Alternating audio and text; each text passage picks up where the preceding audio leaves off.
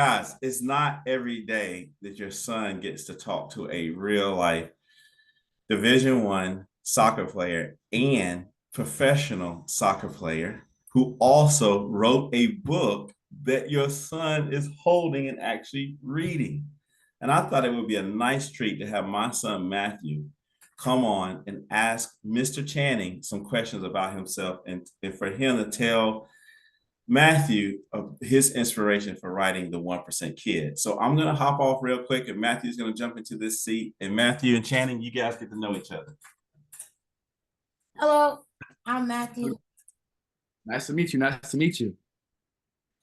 So tell us a bit about your background, and because I know you come from Ohio State, so what's it like there, and like the soccer and stuff, and like so tell us your background.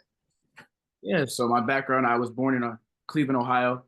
I lived there till I was about 10 years old, and then I moved to Arizona. I started playing soccer at the age of 3, 4. I don't know how old you were when you started playing, but it was just something I truly enjoyed playing. I played other sports as well. I was a well-rounded athlete, but soccer is just the one that stuck with me. And when I was in Arizona, moved there when I was about 11, and I had a lot of obstacles. I was usually the only black kid on my soccer teams. I'm only minority on my soccer teams, which was very difficult for me. But if I felt that I shared the mindset, if I want to be the best, I want to be the best for not just because of the way I look or stand out just the way I look. I want to stand out for being the best, right? And then going through high school, I had some setbacks and also some great accomplishments. I played as a freshman in high school, scored the game tying goal in the state championship game as a freshman, where we won the state championship. I started to get recruited by Ohio State and other big schools in sophomore year, and I committed to Ohio State when I was a junior. But that year, about 8 months after, the head coach, he retired. So you can think how I was feeling with my dream school. The whole head coach retired. I had to re-open my recruitment. But fast forward that year, I was able to recommit to Ohio State and achieve my dream of playing at Ohio State. Played there for 3 years and graduated in 4 years. I then went on to play for Phoenix Rising. I signed with them after my junior season. Played for Phoenix Rising for 2 seasons. It was an incredible experience to play professional soccer. I truly enjoyed it.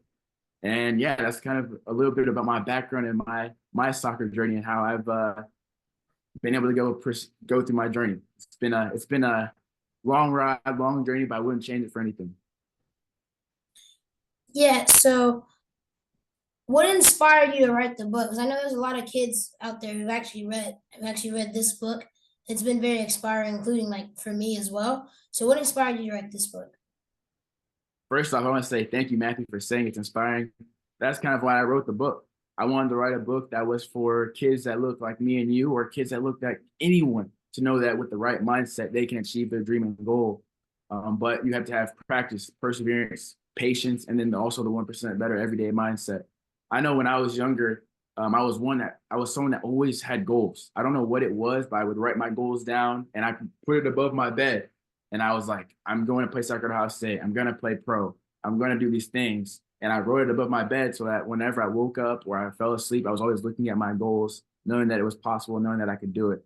So that's why I wrote this book, is to let the kids know that if you have a dream, you can achieve it. It doesn't have to be an athletic dream. It doesn't have to be an academic dream. It doesn't have to be a business dream. Any dream you have, you can achieve it, but you have to have the right mindset, right? You have to have the right work ethic.